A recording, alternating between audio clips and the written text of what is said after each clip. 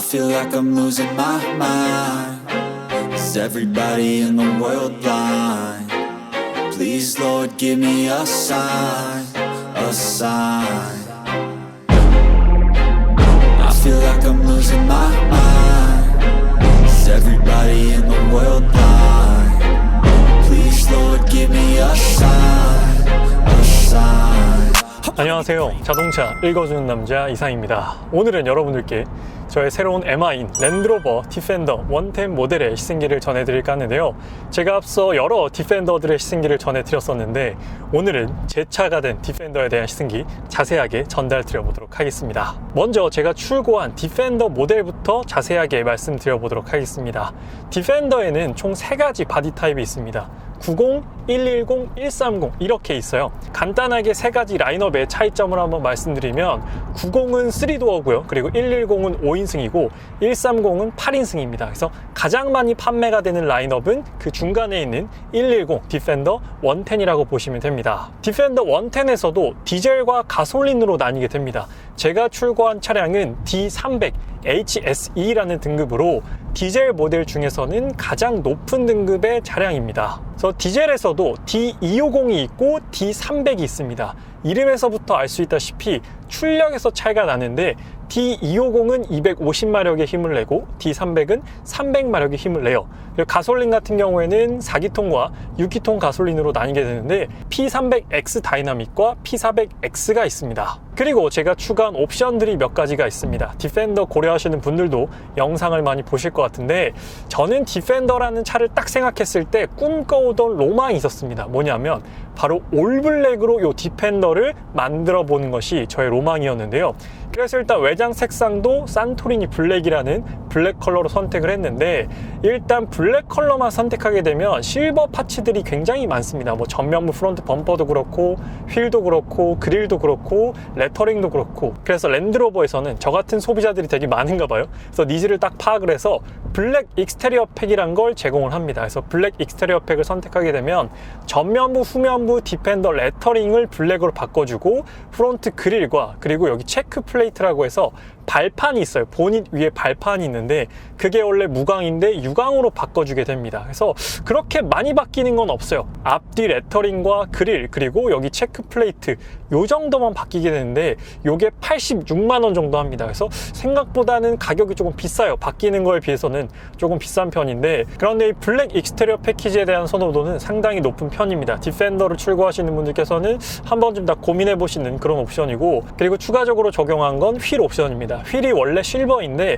사틴 그레이라고 해서 조금 다크한 무광 그레이 컬러로 제가 선택을 했습니다. 그래서 이 옵션 사양이 76만 원 정도 되는 금액을 가지고 있고 세 번째로 추가한 옵션은 바로 이 천장 헤드라이닝입니다. 원래 헤드라이닝 이 천장이 베이지예요. 베이지이기 때문에 그래서 제 생각에는 아무리 생각해도 이 베이지 천장이 계속 눈에 거슬릴 것 같더라고요. 그래서 이 천장을 블랙으로 바꾸는 게 48만 원입니다. 그래서 제가 추가한 옵션은 이 세 가지 옵션을 순정으로 추가를 했고요. 외부에서 이제 작업을 한 게 이제 사이드 스텝 발판입니다. 발판은 고정식으로 설치를 했고요.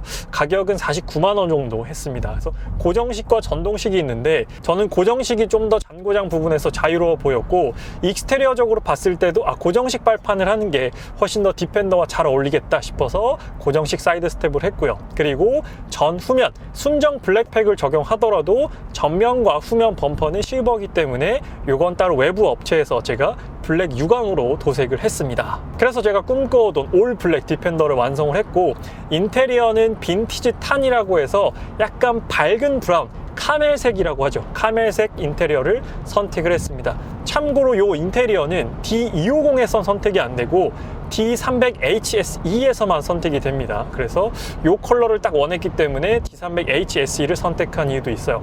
그리고 가솔린 같은 경우에는 이 빈티지 탄 시트를 선택하게 되면 투톤으로 적용이 돼요. 지금 보시는 것처럼 저는 원톤으로 되어 있지만 가솔린 모델은 블랙과 탄 시트 이렇게 투톤으로 적용이 된다라고 기억하시면 되겠습니다. 그래서 제가 출고한 디펜더 110 D300HSE 트림에 대해서 말씀드렸고 가장 중요한 건 제가 왜 디펜더를 샀냐라는 부분이겠죠. 됐죠.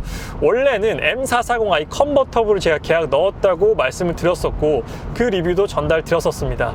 그래서 일단 M440i 컨버터블에 대한 로망이 있었기 때문에 그 차를 계약했는데 지금 멀리 봤을 때 또 주변에서도 너 아이도 낳지 않겠느냐, 또 나중에 가족이 생기면 분명히 또 바꿀 건데부터 시작해서 제 개인적으로 약간 확신이 없었습니다. 오픈카가 로망이긴 한데 분명히 또 2, 3년 타다가 바꿀 것 같았거든요. 그랬을 때 또 감가랑 이런 부분을 고려했을 때 좀 중복 투자를 하지 말자, 그냥 한 번에 좀 더 오래 탈 수 있는 SUV로 고민을 해보자 라고 하게 되었고, 제가 탔던 SUV들을 쭉 떠올려 보니까 가장 만족스러웠던 게 바로 이 디펜더였습니다. 디펜더가 만족스러웠던 이유들이 몇 가지가 있는데 그 부분을 한번 말씀드리면, 일단 첫 번째 디펜더로 선택한 이유는 바로 멋있었어요. 뭐 별다른 이유가 없습니다. 디펜더 자체가 주는 이 느낌이 너무나도 좋았기 때문이에요. 디펜더가 멋있다라는데 아마 반발하실 분들은 크게 없으실 것 같습니다. 사실 저는 예전부터 좀 아이코닉한 차를 타보고 싶다, 좀 유니크한 차를 타보고 싶다라는 생각을 많이 했었습니다. 그래서 여기서 제가 말씀드리는 아이코닉한 차라고 하면 뭐 포르쉐 911이 될 수 있고, 메르세데스 벤츠 G박이 될 수 있고, 그리고 랜드로버의 디펜더도 그 브랜드를 대표하는, 브랜드를 상징하는 아이코닉한 차라고 할 수가 있겠죠. 그래서 이런 차를 타면 좀 차에 대해서 덜 질릴 것 같았습니다. 되게 오래 탈 수 있을 것 같았고, 세월이 지나더라도 그 멋을 그대로 유지하는 차들이 이 아이코닉한 차들의 특징이라고 생각했기 때문에 그런 차를 사는 게 제 개인적인, 제 가슴속 로망이었기 때문에 디펜더를 한번 사보자 라고 결정을 하게 된 것이죠. 사실 G바겐도 제 오랜 드림카였지만, 뭐 G바겐도 국내에서는 G400D, G63 AMG 이렇게 판매하는데, G63 AMG는 일단 2억 거의 중반이 넘어가기 때문에 금액적으로 너무 높았고요. G400D 같은 경우에는 1억 7천만 원 정도 하기 때문에 이 디펜더 D300 모델과는 가격 차이가 꽤 많이 났습니다. 제가 생각했던 아이코닉한 차 중에서는 이 디펜더를 선택하는 게 가장 베스트였던 것이죠. 그래서 디펜더를 실제로 구매해서 제가 지금 출고한 지 21일 정도 됐습니다. 21일 정도 돼서 뭐 그렇게 많이 주행한 건 아니에요. 지금 총 주행거리가 1200km 좀 넘었는데, 그래서 사실 거의 아직까지는 뭐 신차 컨디션이다 라고 생각이 들고, 좀 더 주행해보고 좀 더 오래 주행해보고 제가 롱텀 시승기도 여러분들께 전달 드릴 거예요. 그래서 이렇게 저의 로망이었고, 또 많은 분들의 로망이 디펜더를 출고해보니까 만족도는 일단 상당히 높았습니다. 많은 분들께서 또 성능에 대해서 궁금해하실 것 같은데, 일단 이 디젤 차량 기준으로 한번 말씀을 드려보도록 하겠습니다. 제가 타고 있는 D300HSE의 경우 엔진은 직렬 6기통 디젤 엔진에 마일드 하이브리드가 탑재돼서 총 출력 300마력의 토크는 66.5를 가지고 있습니다. ZF 8단 트랜스미션과 결합이 되어 있고요. 그래서 제가 앞서 BMW 530i를 탔었잖아요. 그래서 BMW 5 시리즈랑도 비교 한번 해주세요 라는 분들도 꽤 계셨습니다. 물론 완전히 다른 장르지만 그래도 오너 입장에서 BMW 탔을 때와 랜드로버 디펜더를 탔을 때 어떤 부분이 다른지, 그 부분이 아마 궁금하셨던 것 같아요. 그래서 두 차종은 완전히 다른 차종이지만 오너 입장에서 달라진 부분을 한번 말씀드리면, 일단 BMW 530i를 타면서 갖고 있었던 운전 습관들은 완전히 다 버려야 됩니다. 그 느낌은 완전히 다 없애버려야 이 차를 만족하면서 탈 수가 있어요. 530i 같은 경우에는 세단이지만, 중형 세단이지만 운동 성능 부분에서는 아쉬운 부분이 전혀 없었고, 일단 뭐 재밌게 운전하기에는 큰 세단이긴 하지만 너무나도 만족스러운 그런 차량이었습니다. 그런데 이 차는 조금 다른 종류의 운전의 재미를 제공해주고 있어요.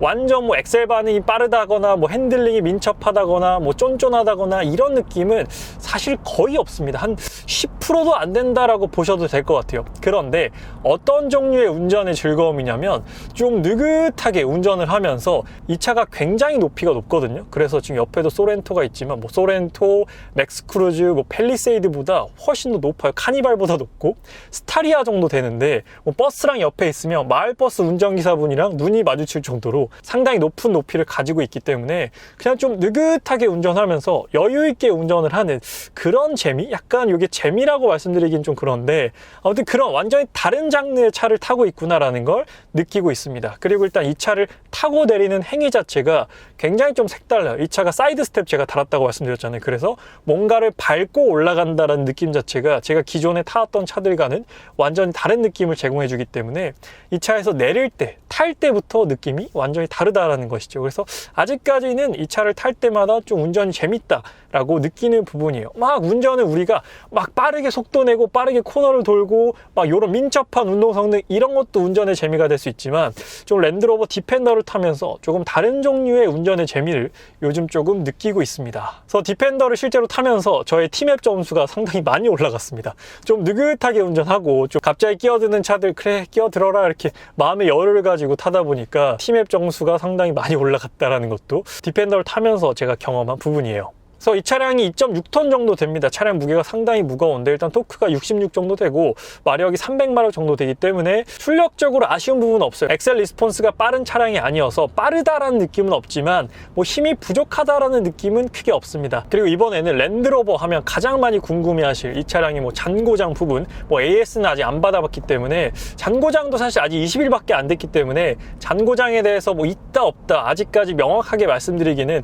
아직 조심스러운 그런 상황이지만 아직까지는 잔고장은 한 번도 없었습니다. 뭐 이런 인포테인먼트적인 부분이라든지 뭐 그 외적인 부분에서 잔고장은 한 번도 없었기 때문에 저는 만족하면서 타고 있습니다. 이번에 인포테인먼트 시스템이 LG랑 협업하면서 PB 프로가 적용이 됐어요. 그래서 인포테인먼트적인 부분에서도 아직까지 잔고장이라든지 뭐 버벅거림 이런 부분은 한 번도 없었습니다. 무선 애플 카플레이 너무나 잘 되고요. 뭐 후방 카메라나 이런 부분들도 안 나왔던 적은 한 번도 없었습니다. 그런데 한 20일 정도밖에 저도 아직 소유를 안 해봤기 때문에 아직까지 뭐 완벽히 없다라고 말씀드리기는 조금 조심스러운 타이밍인 것 같고 제가 한 1년 정도 타보면 그래도 어느 정도 확신을 갖고 말씀드릴 수 있을 것 같습니다. 1년 동안 잔고장이 없었다는 건 앞으로도 없지 않을까라는 그런 생각이 들고 그래서 추후에 계속 타보면서 롱텀 시승기로 여러분들께 한 번 더 말씀드려보도록 할게요. 그래서 실제로 제 주변에서도 디펜더 고려하는 지인들이 상당히 많은데 그분들도 가장 걱정하고 우려하시는 부분이 그겁니다. 잔고장에 대한 부분.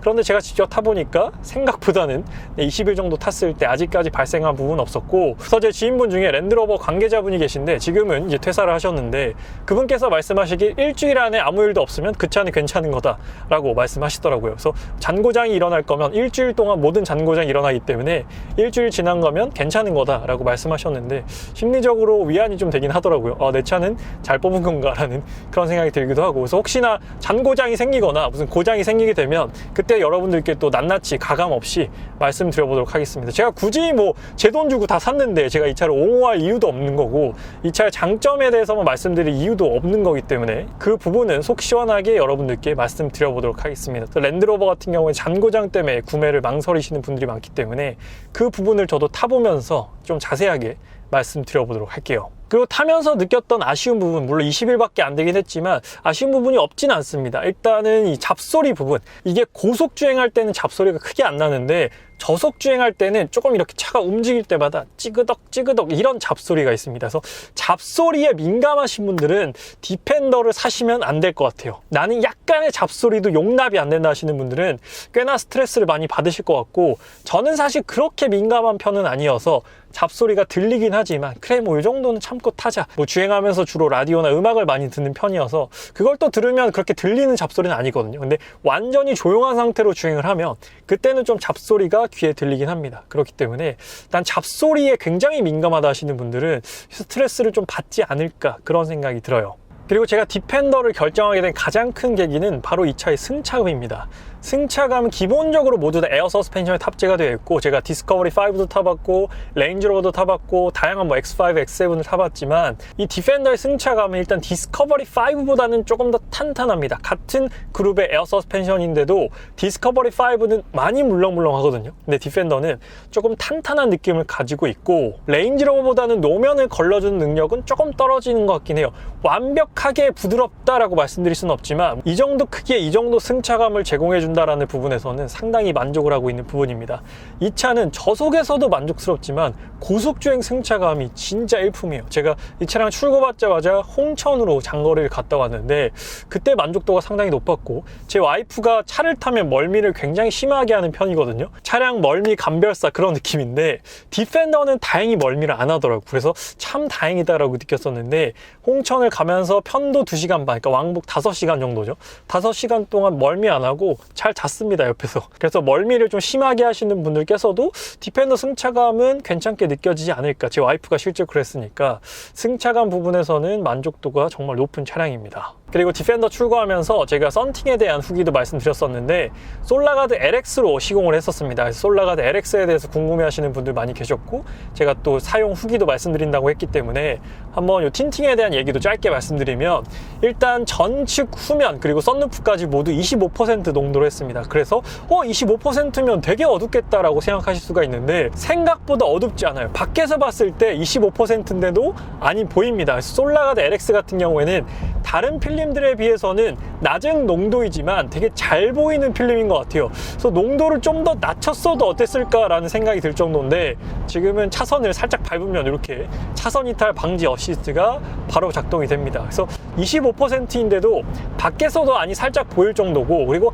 안에서도 밖이 상당히 잘 보입니다. 그래서 다른 브랜드의 25%랑은 상당히 좀 차이가 나는 그런 농도라고 보시면 될 것 같아요. 그래서 25%지만 결코 그렇게 어둡지 않다라고 보면 될 것 같고 뭐 비가 올 때라든지 야간에 운전할 때 지하주차장에서도 큰 불편함은 없었습니다. 그리고 이 차량의 뭐 공간 활용도적인 부분에서는 제가 아직 뭐 공간 활용을 그렇게 적극적으로 해본 편은 아니어서 어떻다라고 말씀드리기는 조금 조심스럽지만 일단 뭐 시각적으로 봤을 때 굉장히 차가 크잖아요. 트렁크도 넓고 높이도 높기 때문에 어떠한 짐을 실더라도 크게 아쉬움 없이 짐을 실을 수 있을 것 같다라고 생각이 들고 뭐 추후에 뭐 아이가 생겨서 뭐 유모차를 실는다든지 카시트를 실는다든지 했을 때도 아주 넉넉할 것 같고요. 그리고 디펜더 110 같은 경우에는 130과 달리 2열이 완전히 평탄화가 됩니다. 그래서 완전히 평평해지기 때문에 뭐 차박이라든지 캠핑을 고려하시는 분들에게도 아주 적합한 그런 구조를 가지고 있죠. 그래서 저는 원래 차박이나 캠핑을 좋아하는 편이 아니어서 이 차를 뭐 차박 용도로 아직까지는 안 쓰고 있지만